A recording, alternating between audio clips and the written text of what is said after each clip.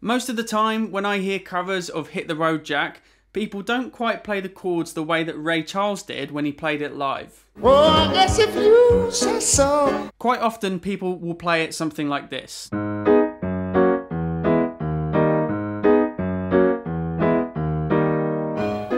Wrong. But when Ray Charles plays it, it sounds more like this. Hit the road, Jack, and don't you come back no more, no more, no more, no more. The studio recording that people probably work from is actually really sparse, but of course the song revolves around that very distinctive bass line. So what people do is they just build a chord starting from each of the 4 main notes in that bass line. But I'm going to show you how Ray Charles does it a little bit differently, which I think sounds a bit better. The other way works fine, but these chords are just a little bit tastier, a bit bluesier, and I think fit the style that he plays it in better, if that's the sound that you're going for. They might be less familiar looking positions, more sophisticated harmonically, but once you get used to them, I think they're actually a little bit easier to play with less leaping to do.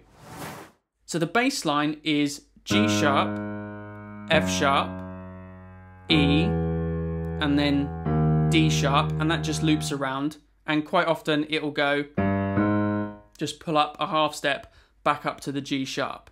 Now I'll just quickly show you for reference the chords that people usually build from these. So they take the G sharp bass note and they build a G sharp minor chord. And then they take the F sharp bass note and they build an F sharp major chord. And then they take the E and they build an E major chord. And then from the D sharp, they also build another major chord, a D sharp major. So that's how people often play this, but let me break down what Ray Charles does instead. Of course, it is still based off that same bass line though. Now, of course, he's Ray Charles. He plays around with this a lot on different versions that you can watch on YouTube. So I'm going to show you the main kind of thing that he does, but then at the end, I'm going to show you a few variations. Just quickly, let me know down in the comments, what is your favourite Ray Charles song and what other kind of blues and soul music do you listen to? And if this video is helpful or interesting, really helps the channel if you can click the like button. So the first chord, instead of just playing a G sharp minor chord, which is a bit more vanilla, he actually adds a note onto that chord and he makes it a G sharp minor 6 chord. So a minor 6 chord is just the major 6th added on to the minor chord. So in G sharp minor, let's just play it in root position first. We're going to add on this note here. And that makes it a little bit more dissonant, has a little bit more character to it for this kind of style. So that note we'd actually have to, it looks like an F, right? But we'd actually have to call that an E sharp in this case, because E is the 6th letter from G. G, A, B, C, D, E. So we need to call the F an E sharp in this case. But don't worry about that, that's not going to make it any harder to actually play. So in the right hand, we're going to play a B, the E sharp, and then the G sharp on top. And you can see I'm using fingers 1, 3, and 5.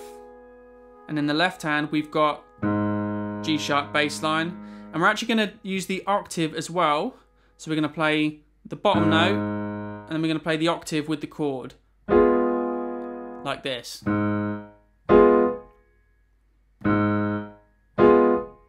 And we can essentially just keep repeating that pattern, the bottom note, the thumb with the chord.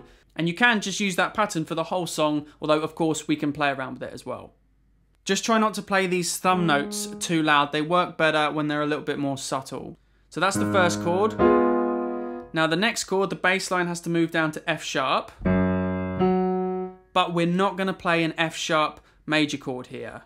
We're actually going to play a G sharp minor chord again over F sharp. So we might call this a slash chord. So it's literally just a G sharp minor chord over the top of the F sharp, like this. But of course we're going to break the notes up again. And the F sharp is the 7th. So this is like a G sharp minor 7 over its seventh, with the seventh in the bass note. You can call that a third inversion as well if you like.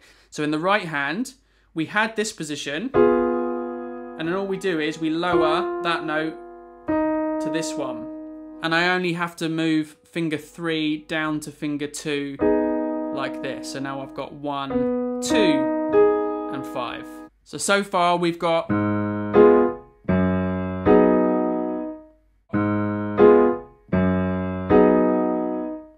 So for the next chord, the bass note was an E, but instead of just playing an E major, we're going to turn it into an E7. So we're just adding a note on. So E becomes E dominant 7. So E dominant 7 has a D added on top. So imagine an E chord like this. It's a second inversion position. We're just going to replace the E with the D. And we've got the E's in the left hand anyway. And that D adds a bit of tension, bit of kind of bluesy flavour to the chord. So now we've got... So you'll see the outside notes have stayed the same the whole time. And I've gone from the first position, switching that finger for that one, and then I'm just going to lower that finger down to D. So the last chord is where things get a little bit more interesting, where he tends to mix things up a little bit more. But I'm going to show you the thing I've seen him doing most, particularly in one of the videos that I was looking at. So instead of just playing a D sharp major chord, we're also going to turn that one into a D sharp 7. But we're also going to add one more note on as well, which will make it something called a D sharp 9. Don't worry if the theory is confusing. You don't really need to know that just to be able to play it. You can just watch what I do still, that's fine. So a D sharp major chord is that. The 7 that we're adding on will be C sharp. And then the 9 would actually be that E sharp note again. So that note, if you imagine the octave is 8, oct means 8, so you just move on, after 8 comes 9. So we can call that a 9 sometimes. By the way, I will be going over a few of these more confusing theory things that have cropped up in this song in a companion video for my supporters over on Patreon. So a big thanks to you guys over there. So the way we're going to play it, we're actually just going to play those 3 notes, and in the left hand we're going to be using the other 2 notes. So, like that essentially. So here in the left hand, instead of going using the same note twice, we're going to do what they tend to do live. Either Ray Charles or the bass player does this live. They don't really do it very much on the studio track, but live they do this pretty consistently. And it adds a little bit more movement back to the first chord again. Now the thing about playing this position, try not to play the top note too loud. It works better when it's a bit more subtle, and it sounds really cool the way he does it is where he leans into this C sharp, plays it louder, and that brings out a nice kind of melodic pattern within the chords. We kind of hear this. And to help you do that, you can lean a little bit more weight to the left. So those position changes in the right hand, after you've done this bit where the middle note descends, then to get to the next position you're just going to lift up, put these 2 notes down to the black notes below where they are, and then get your third finger on the E sharp, or think of it as an F if you want.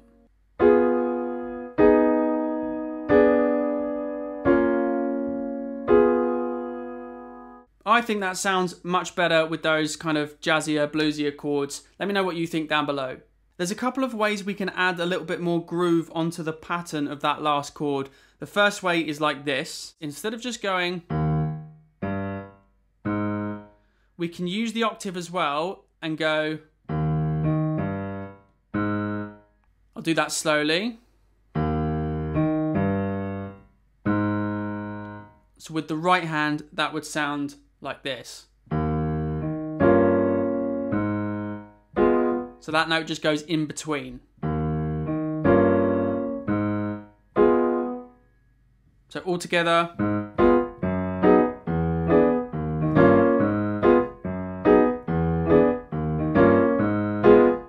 But there's another thing that you can do, which is harder to play, but it is a little bit more like what he does a lot of the time. Basically, instead of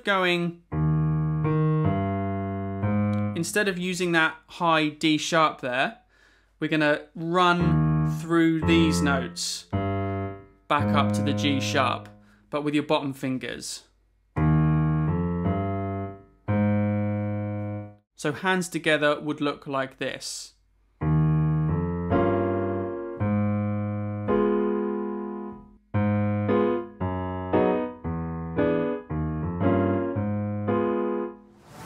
This song is actually quite fast to play, but a really good way to build up your rhythm skills and to build up how fast you can handle something is to practice with a metronome. Soundbrenner have just sent me their limited edition version of their Chord, which is a vibrating metronome, and smartwatch. Now, metronomes are a pretty essential part of practice. I don't think a vibrating metronome is essential, but it's a really handy practice tool to have. It's really easy and convenient to use. I think for a lot of people, it helps them keep their concentration actually on the metronome and stay in time, because it's very easy for people to lose focus in the beginning. There is a link below for this, and there's a discount code. If you use the code PFS, you can get 20% off your order. This limited edition version, which is a different color, has a different strap, is only available for a limited time window, which is why I'm mentioning it now. But you can still check out the other versions. Check that link below, or I'll put a link down to an unboxing of this one I did as well. Like I say, Ray Charles would jam around with this a fair bit, but here's a couple of ideas for some of the variations I've heard him use that you can try out and occasionally change. So on that first chord, sometimes instead of playing the 6, he does play the 7. It's mostly the 6 that I hear though. So instead of the E sharp, we can play the F sharp, like this. So in context, that might sound more like that. You can do that with the second chord as well, because we've already got the F sharp in there. But it's the fourth chord in the progression, the D sharp, where he tends to change things up a lot more. So one way is just to look at the position you had and just get rid of that E sharp on top and just play these two. And also on that final chord, you can add the G sharp on top. So instead of just those three, you can also play the G sharp. Now if you do that with just using the octaves in the left hand here, that sounds really cool. But also if you do play this note in the left hand, which we'd actually spell as an F double sharp by the way in this situation, then you're going to create this really dissonant sound, which will sound a bit weird when it's slow. But when you play it fast, it sounds kind of cool. And I'm pretty sure I heard him at one point take that A sharp on the bottom and play a G sharp with his thumb instead, which is another nice sound.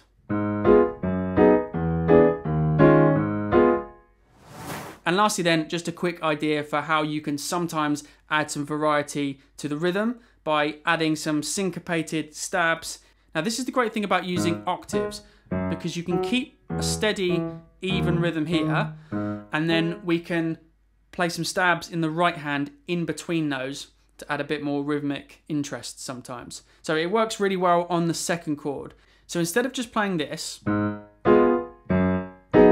you can do this. So I just went, so bum ba dum, left, right, left. That's it.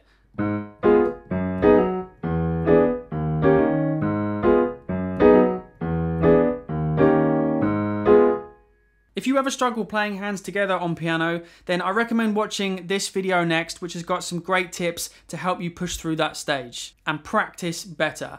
But that's the end of the video now, so I'm gonna have to pack my things and go. That's right. Thanks for watching.